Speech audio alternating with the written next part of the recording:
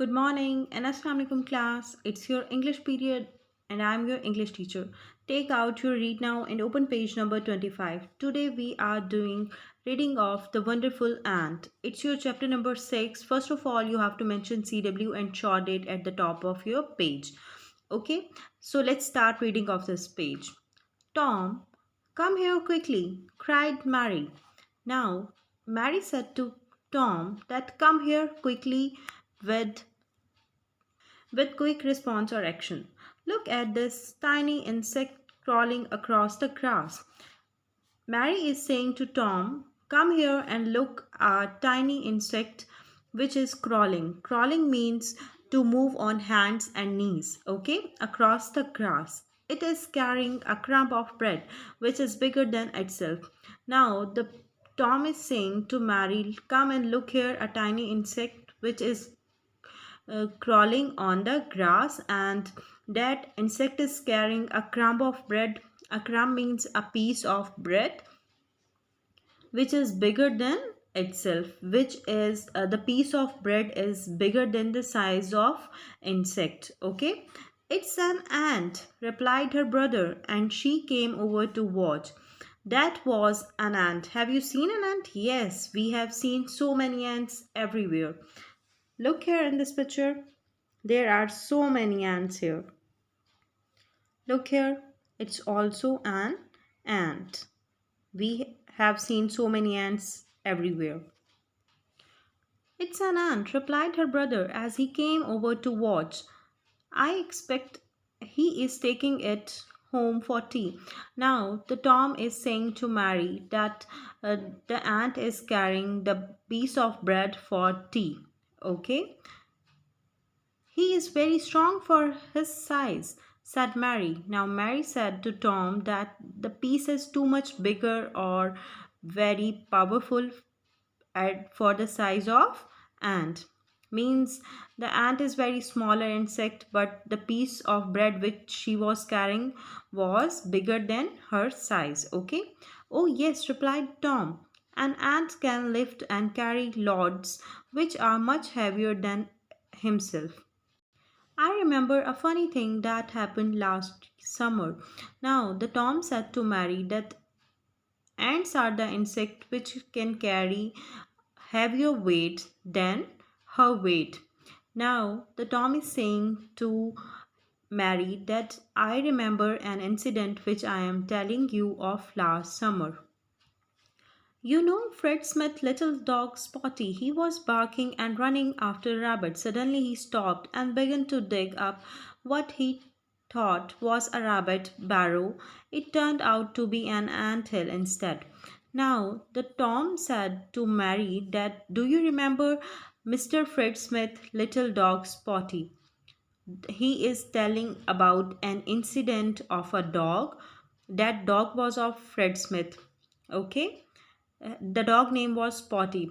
He was barking and running after rabbit. Suddenly he stopped and began to dug up a barrow. Barrow is a hole underground. Okay, he began to dug up the barrow, and he was thinking that that barrow belonged to the rabbit, but it was not a barrow, it was an ant hill. Look here in this picture, there is dog Spotty and he is digging up a barrow, but it's not a barrow, it's an ant hill, and there are so many ants on that hill. Spotty got a fright when he found ants crawling all over his head and nose. Some of the poor ants were frightened too, and they ran about here and there with the baby ants in their mouths.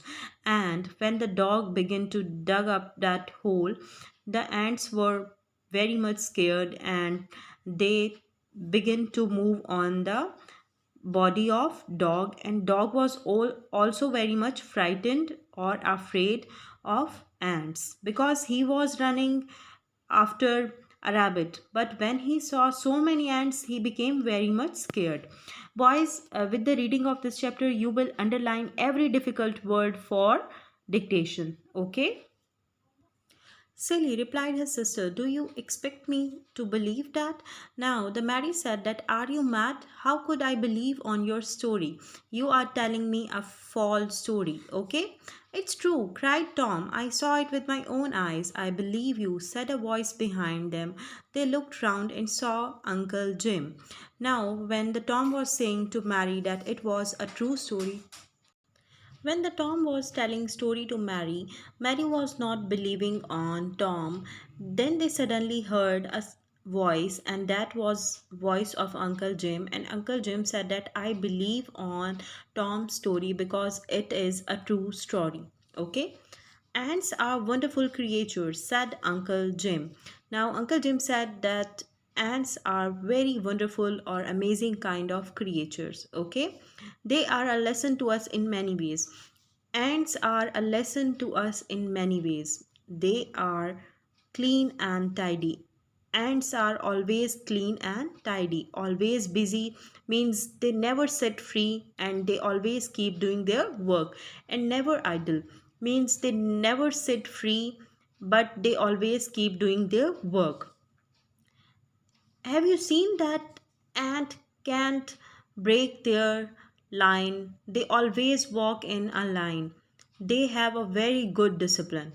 Okay? Each ant does its own kind of work for the good of the whole family. Now, Uncle Jim told to the children that ants are very good worker and they help their family in many ways. Tell us about them, said Tom. Now, Tom said to Uncle Jim that we want to know more about the ants. Uncle Jim looked thoughtful for a moment and then began. Uncle Jim looked thoughtful means he think for a while that what he have to tell to children. Then he began to tell about the ants. Okay, the mother ant lays her eggs in a little hole she has burrowed in the ground. Now he tell to the children that ants lays egg into a hole under the ground, and from the eggs are hatched tiny white grubs which have no legs. Now he tell that after the egg laying, ants begin to convert into white tiny grubs. Grubs are small insects, okay? Grubs are the small kind of babies of ants, okay? But they are having no legs. Grubs are small insects of ants but having no legs, okay? They must be just like children. Grubs are the children of ants, okay? These little grubs grow and grow and spin cocoons around themselves. When the coats are finished, they stop eating and seem to go to sleep. Now, these white little insects of ants grow into a spin coats, mean a kind of holes, and they keep eating. But when they have finished their eating, they went to sleep.